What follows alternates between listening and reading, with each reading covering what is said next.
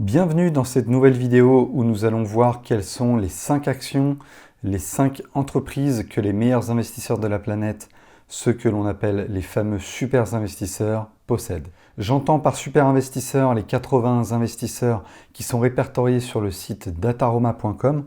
On peut voir ce qu'ils possèdent et également voir les mouvements qu'ils ont faits pour chaque trimestre. Les 5 actions que je vais vous présenter sont américaines. Elles sont pour la grande majorité connues de tous.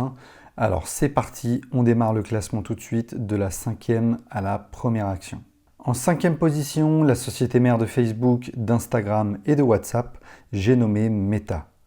Meta est au moment où je tourne cette vidéo la 6e plus grosse capitalisation du SP500 et la 7e capitalisation de la planète. Les super investisseurs ont profité du prix bradé de Meta fin 2022 lorsque l'action a chuté de près de 25% en une séance après des résultats décevants, une concurrence accrue de TikTok et le fiasco du métavers dans lequel Zuckerberg a investi près de 10 milliards de dollars courant 2021 avant de se rétracter et de plutôt mettre ses efforts sur l'intelligence artificielle. Malgré tout, Meta reste une entreprise avec de fortes rentrées d'argent, notamment grâce à la publicité en ligne sur ses réseaux de prédilection que sont Facebook et Instagram. Meta est le leader incontesté des réseaux sociaux avec près de 4 milliards d'utilisateurs mensuels. Et Facebook et Instagram sont de plus en plus utilisés par les annonceurs pour promouvoir leurs services ou leurs produits en ligne. Je suis moi-même un utilisateur de Facebook en tant qu'annonceur pour un site de e-commerce et il m'est arrivé certains mois de dépenser jusqu'à 2000 € en publicité Meta, dépenses qui ont été rentabilisées par la vente de mes produits. Donc je peux vous dire que la publicité sur Facebook est une véritable vache à lait pour Meta. Et malgré tout ça, je ne suis pas et je pense que je ne serai jamais un investisseur de Meta, car même si j'utilise la plateforme pour promouvoir mes produits, je n'aime tout simplement pas les réseaux sociaux de Meta. Je trouve Facebook et Instagram assez toxiques pour être honnête, et je n'utilise ces réseaux qu'à but lucratif et professionnel. Enfin, pour revenir aux super investisseurs, l'investisseur qui a le plus de positions sur Meta à l'heure actuelle est Chase Coleman de Tiger Global Management, avec près de 3,6 milliards de dollars investis sur Meta Platform. En 4e position, le premier site e-commerce au monde, Amazon. Au-delà de son site e-commerce, qui est son activité historique et en quelque sorte sa vitrine, Amazon reste surtout le leader mondial sur son service cloud AWS, avec près de 30% de part de marché sur ce segment.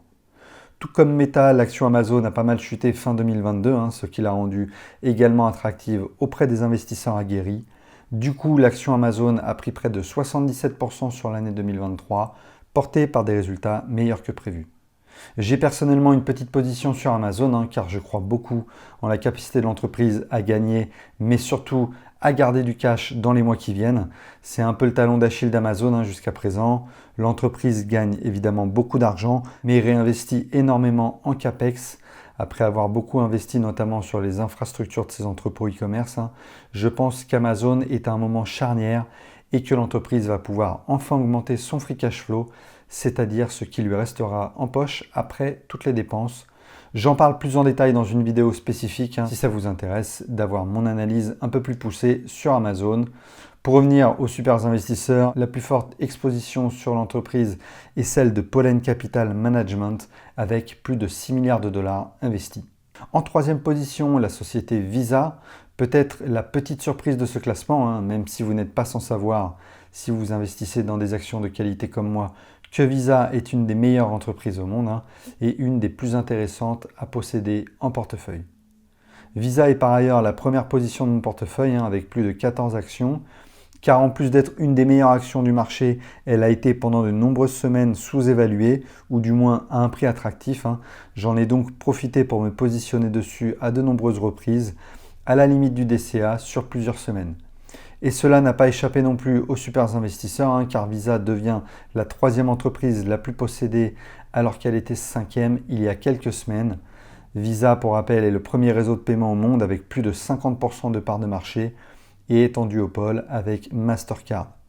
Tout comme son concurrent, Visa gagne de l'argent via les commissions sur toutes les transactions faites via ses cartes bancaires. Et la force de ce duopole est l'importante barrière à l'entrée Pour pouvoir les concurrencer, il est quasi impossible aujourd'hui de concurrencer Visa et Mastercard sur leur marché. En plus de ça, vous n'êtes pas sans savoir qu'on utilise de plus en plus les cartes bancaires au profit du liquide et que Visa prend une commission sur les millions, voire les milliards de transactions faites dans le monde chaque jour. Du coup, Visa possède peut-être les meilleures marges du marché, avec près de 67% de marge opérationnelle, ce qui est exceptionnel pour une entreprise. Pour vous faire un ordre d'idée, Microsoft, la première capitalisation boursière, est l'une des meilleures entreprises au monde à des marges opérationnelles de 45%, ce qui est déjà excellent. Je vous passe toutes les autres données quantitatives, mais les marges sont un bon exemple du potentiel énorme de Visa. Pour info, son concurrent Mastercard n'est pas dans ce top 5, l'entreprise n'est pas loin, en 7e position. L'investisseur le plus exposé à Visa est Chrysaon de TCI Fund Management, avec près de 4,5 milliards de dollars investis. En deuxième position, Alphabet, la société mère de Google.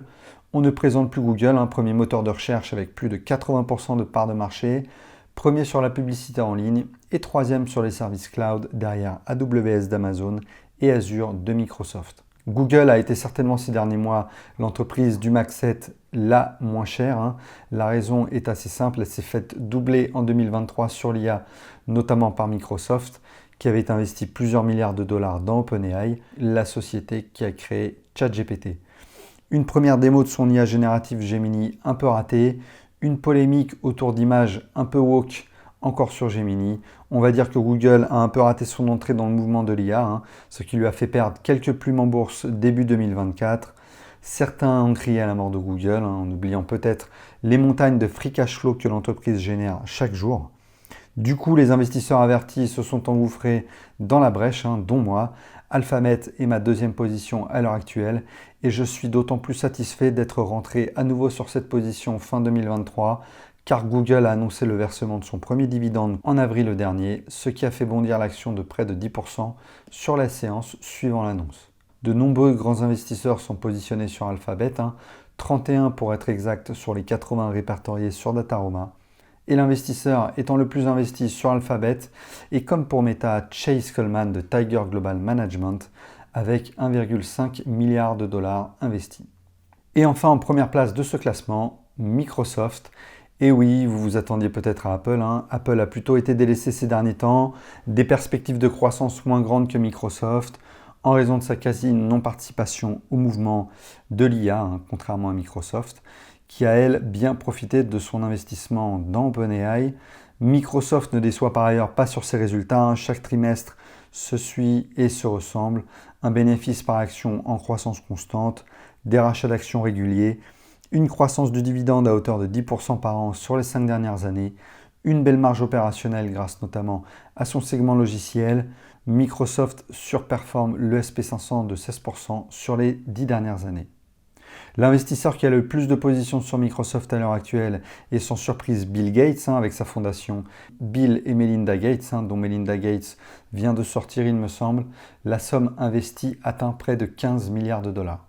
Les investisseurs ont donc plébiscité Microsoft pour toutes ces raisons, ses bons résultats mais surtout sa bonne anticipation sur l'IA. Cela fait de Microsoft une entreprise surévaluée à l'heure actuelle selon moi. J'ai personnellement une position dessus dans mon portefeuille mais je n'ai pas remis de billes dessus depuis pas mal de temps. Et j'hésite même à alléger ma position en raison de sa forte valorisation. Évidemment, tout ceci est en aucun cas un conseil en investissement. Libre à vous de faire vos propres recherches et de prendre l'entière responsabilité de vos investissements qui comportent évidemment un risque de perte en capital. Voilà pour ce top 5 des actions américaines dans le portefeuille des super investisseurs.